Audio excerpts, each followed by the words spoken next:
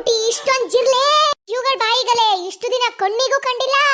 ಔಷಧಿ ಹೊಡೆದ ಕೂಡಲೇ ಹೆಂಗ ಆಚೆ ಬಂದು ಕುಣಿತಿದಾವೆ ನೋಡು. ಹೊಡಿ ಹೊಡಿ ಪರ್ಕೆ ಕಡ್ಡಿ ಹೊಡೆದೊಡ್ದು ಕೆಚ್ ಬಿಸಾಕು ಈ ಜಿರ್ಲೆಗಳನ್ನ.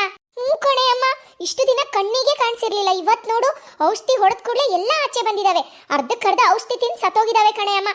ಇವಾಗ ಇದನ್ನೆಲ್ಲ ಗುಡ್ಸಿ ಆಚೆ ಬಿಸಾಕ್ಬೇಕು ಅಮ್ಮ. ಇವುಗಳಿಗೆಲ್ಲ ಹೊಡೆದು ಆಚೆ ಬಿಸಾಕ್ಬೇಡ ಕಣೆ ಅಮ್ಮ, ಇವನ್ನೆಲ್ಲ ನಾನು ಇಟ್ಕೊಂತೀನಿ. ಅಯ್ಯೋ ಚುಪ್ಪಿ ಪಾಪು, ಇವನ್ನೆಲ್ಲ ಇಟ್ಕೊಂಡು ನೀನೇನ್ ಮಾಡ್ತೀಯ? ಸತ್ತಿರೋ ಜಿರ್ಲೆನ ಇವನ್ನೆಲ್ಲ ತೆಗೆದು ಬಿಸಾಕ್ತೀನಿ. ಮಿಸ್ ಆಗಿ ಇವೆಲ್ಲ ಬದಿಕೊಂಡ್ರೆ ಮತ್ತೆ ಒಂದ್ ರಾಶಿ ಜಿರ್ಲೆ ಆಗುತ್ತೆ ಮನೇಲಿ.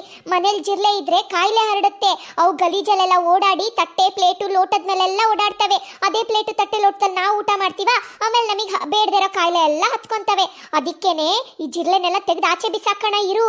ಅಯ್ಯೋ ಅಮ್ಮ, ಹಂಗೆಲ್ಲಾದ್ರೂ ಮಾಡ್ಬಿಟ್ಟಿಯಾ? ನನ್ನ ಹತ್ರ ಒಂದ್ ಒಳ್ಳೆ ಐಡಿಯಾ ಇದೆ ಇರು. ಅಯ್ಯೋ ನಿನ್ನ ಆ ಜಿರ್ಲೆನ ಯಾಕೆ ಕೈಯಲ್ಲಿ ಇಟ್ಕೊಂಡಿದೀಯ? ತೆಗೆದು ಬಿಸಾಕಿ. ಅಯ್ಯೋ ಚಿಪ್ಪಿ ಪಾಪು, ಸತ್ತೋಗಿರೋ ಜಿರ್ಲೆ ಕಣವ ಅದು. ಔಷಧಿ ತಿಂದು ಸತ್ತೋಗಿರೋ ಜಿರ್ಲೆ, ಹಂಗೆಲ್ಲ ಮುಟ್ಟಬಾರ್ದು, ತೆಗೆದು ಬಿಸಾಕು. ಈ ಜಿರ್ಲೆನ ನಾನು ತಿಂದು ಬಿಡ್ತೀನಿ. ಅಯ್ಯೋ ನಿನ್ನ ಅಲ್ಲೇ ತರ್ಲೆ, ನಿನಗೇನಾಗಿದೆಯೇ? ಸತ್ತೋಗಿರೋ ಜಿರ್ಲೆ ತಿಂತಿದೀಯಲ್ಲ. ನಾನ್ ಮೊದ್ಲೇ ಜಿರ್ಲೆಯಿಂದ ಕಾಯಿಲೆ ಹರಡುತ್ತೆ ಅಂತ ಇವನ್ನೆಲ್ಲ ತೆಗೆದು ಬಿಸಾಕ್ಬೇಕು ಅಂತ ನೋಡ್ತಿದ್ರೆ ನೀನ್ ಅದನ್ನೇ ತೆಗೆದು ಬಾಯಿಗೆ ಹಾಕೊಂತಿದೀಯಾ. ಅಯ್ಯೋ ಅದು ತುಂಬಾ ಡೇಂಜರಸ್ ಕಣೆ. ಸತ್ತೋಗಿರೋ ಜಿರ್ಲೆನೆಲ್ಲ ಹಂಗ್ ತಿನ್ಬಾರ್ದು, ಅದು ಔಷಧಿ ಕುಡಿದು ಸತ್ತೋಗಿರೋ ಜಿರ್ಲೆ. ಅಯ್ಯೋ ದೇವ್ರೆ, ಈ ಹುಡುಗಿಗೆ ನಾನು ಏನಂತ ಬುದ್ಧಿ ಹೇಳಿ? ಅಯ್ಯೋ ಅಯ್ಯೋ ಅಯ್ಯೋ ಚುಪ್ಪಿ ಪಾಪು, ಬರ ತಿಂದು ಹಾಳು ತಿಂದು ಮೂಳು ತಿಂದು ಈಗ ಜಿರ್ಲೆ ತಿನ್ನಕ್ ಹೋಗಿದೀಯೇನೆ. ನಿನ್ನ ಬಾಯಿಗಲೆ ನಿನಗೇನ್ ಬಂದಿತ್ತೆ? ಒತ್ತು ಉಗಿಯೇ ಕಕ್ಕೆ ಕಕ್ಕೆ ಗಂಟ್ಲಿಂದ ಆ ಜಿರ್ಲೆನ ಯಾವನಾದ್ರೂ ತಿಂತಾನೇನೆ. ಏನು ಏಪ್ರಿಲ್ ಪೂಲ? ಇನ್ನು ಏಪ್ರಿಲೇ ಬಂದಿಲ್ಲ, ಏನ್ ಏಪ್ರಿಲ್ ಪೂಲ್ ಮಾಡ್ತಿದ್ಯಾ ನೀನು? ಅಮ್ಮ, ಫೆಬ್ರವರಿ ಮತ್ತೆ ಮಾರ್ಚ್ ಆದ್ಮೇಲೆ ಏಪ್ರಿಲ್ ಬರುತ್ತಲ್ಲ, ಅದಕ್ಕೆ ಏಪ್ರಿಲ್ ಫೂಲ್ ಹೇಳ್ದೆ ಕಣೆ ಅಮ್ಮ. ನಿನಗೊಂದು ವಿಷಯ ಗೊತ್ತಾ? ನಾನ್ ಜಿರ್ಲೆನ ತಿನ್ಲೇ ಇಲ್ಲ, ಇಲ್ಲೇ ಕೈ ಹಿಂದೆ ಹಿಡ್ಕೊಂಡಿದೀನಿ. ನಿಮಗೆಲ್ಲ ಸುಮ್ಮನೆ ಹೆದರಿಸಿದ್ದು. ನೋಡಿ ಇಲ್ಲಿ ಕೈಯೆಲ್ಲ ಹಿಡ್ಕೊಂಡಿದೀನಿ ಕಣೆ ಅಮ್ಮ ಜಿರ್ಲೆನ. ನಾನು ಏನಕ್ಕೆ ಈ ಜಿರ್ಲೆ ಎಸಿಬೇಡ ಅಂದಿದ್ದು ಗೊತ್ತಾ? ಈ ಜಿರ್ಲೆನೆಲ್ಲ ಒಂದ್ ಡಬ್ಬಕ್ಕೆ ಹಾಕಿ ಇಟ್ಕೊಳ್ಳೋಣ. ನಾವ್ ಯಾವ್ದಾದ್ರು ರೆಸ್ಟೋರೆಂಟ್ ಮತ್ತೆ ಎಲ್ಲಾದ್ರೂ ಹೋಗ್ತೀವಲ್ಲ, ಅಲ್ಲಿ ಜಿರ್ಲೆ ತಗೊಂಡೋಗಿ ಚೆನ್ನಾಗಿ ಹೊಟ್ಟೆ ತುಂಬಾ ಗಡತ್ತಾಗಿ ಊಟ ಮಾಡಿದ್ಮೇಲೆ ಬಿಲ್ ಕೊಡೋ ಟೈಮಲ್ಲಿ ತಟ್ಟೆ ಒಳಗಡೆ ಈ ಜಿರ್ಲೆನ ಹಾಕಿ, ನಾವು ಜಿರ್ಲೆ ಇರೋ ಊಟ ತಿಂದಿದೀವಿ, ದುಡ್ಡು ಕೊಡಲ್ಲ, ನೀವೇ ನನಗೆ ಆಸ್ಪತ್ರೆಗೆ ದುಡ್ಡು ಕೊಡಿ ಅಂತ ಹೇಳ್ಬಿಟ್ಟು ದುಡ್ಡು ಕಲೆಕ್ಟ್ ಮಾಡ್ಬೋದು ಅಮ್ಮ.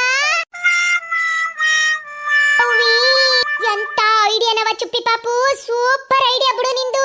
ನಾನಂತೂ ಹೆದರ್ಕೊಂಡೇ ಬಿಟ್ಟಿದ್ದೆ ನೀನ್ ಎಲ್ಲಿ ಜಿರ್ಲೆನ್ ಬಾಯಿಗೆ ಹಾಕೊಂಡು ತಿಂದೇ ಬಿಟ್ಟೆ ಅಂತ. ಈ ಜಿರ್ಲೆಗಳು ಹಿಂಗ್ ಯೂಸ್ ಆಗ್ತವೆ ಅಂತ ನನಗ್ ಗೊತ್ತಿರ್ಲಿಲ್ಲ. ತಗಬಾ, ಒಂದ್ ಬ್ಯಾಡ್ದಿರ ಡಬ್ಬದೊಳಗೆ ಹಾಕಿ ಎತ್ತಿಡೋಣ. ನಾಳೆನೆ ಯಾವ್ದಾದ್ರು ಒಂದ್ ದೊಡ್ಡ ರೆಸ್ಟೋರೆಂಟ್ಗೆ ಹೋಗಿ ಗಡತ್ತಾಗಿ ತಿನ್ಕೊಂಡು ತಟ್ಟೆ ಒಳಗಡೆ ಜಿರ್ಲೆ ಹಾಕಿ ಬಿಟ್ಟಿ ಊಟ ಮಾಡ್ಕೊ ಬರೋಣ. Super idea. ಅಬ್ಬಬ್ಬಾ, ಅಜ್ಜಿ ಮಗಳು ಖತರ್ನಾಕ್ ತಲೆಲಿ ಇಂಥ ಐಡಿಯಾಗಳೇ ಬರೋದು. ಏನಾದ್ರೂ ಮಾಡ್ಕೊಳ್ಳಿ ನೀವಿಬ್ರು. ಈ ಜಿರ್ಲೆನ ತಿನ್ನಕ್ಕಾದ್ರೂ ತಿನ್ಕೊಳ್ಳಿ, ಡಬ್ದಲ್ಲಾದ್ರೂ ತುಂಬಿಟ್ಕೊಳ್ಳಿ. ನಾನಂತೂ ನಿಮ್ ಜೊತೆ ಬಿಟ್ಟಿ ಊಟ ತಿನ್ನಕ್ ರೆಸ್ಟೋರೆಂಟ್ಗಂತೂ ಬರಲ್ಲಪ್ಪ. ಮಿಸ್ ಆಗಿ ಯಾಮಾರಿದ್ರೆ ಧರ್ಮದೇಟ್ ತಿನ್ಬೇಕಾಗತ್ತೆ. ನೋಡಿದ್ರಲ್ಲ ಫ್ರೆಂಡ್ಸ್, ಜಿರ್ಲೆಗಳಿದ್ರೆ ಹೆಂಗ್ ಯೂಸ್ ಮಾಡ್ಬೋದು ಅಂತ. ನೀವು ಯಾರಾದ್ರೂ ಒಂದ್ಸಲ ಇದೇ ತರ ಐಡಿಯಾ ಮಾಡಿ ನೋಡಿ, ರೆಸ್ಟೋರೆಂಟ್ಗೆ ಹೋಗಿ ವರ್ಕ್ ಆಗುತ್ತಾ ಇಲ್ವಾ ಅಂತ ಕಮೆಂಟ್ ಮಾಡಿ. ನಿಮ್ಗೆಲ್ಲಾರು ಧರ್ಮದೇಟ್ ಬಿದ್ರೆ ನಾವುಗಳಂತೂ ಹೋಗಲ್ಲ. ಬಿಟ್ಟಿ ಊಟ ಎಲ್ಲಾರು ಜಿರ್ಲೆ ಹಾಕ್ಬಿಟ್ಟು ತಿನ್ಕ ಬಂದ್ರೆ ನಮಗೊಂಚೂರು ಕಮೆಂಟ್ ಮಾಡಿ, ನಾವು ನೆಕ್ಸ್ಟ್ ಅದೇ ಹೋಟ್ಲಿಗೆ ಹೋಗ್ಬಿಡ್ತೀವಿ, ಆಯ್ತಾ? ವಿಡಿಯೋ ಇಷ್ಟ ಆಗಿದ್ರೆ ವಿಡಿಯೋನ ಲೈಕ್ ಮಾಡಿ, ವಾಟ್ಸಪ್ ಅಲ್ಲಿ ಶೇರ್ ಮಾಡಿ. Thank you. ಚಾನೆಲ್ನ ಸಬ್ಸ್ಕ್ರೈಬ್ ಮಾಡೋದು ಮರಿಬೇಡಿ, ಆಯ್ತಾ?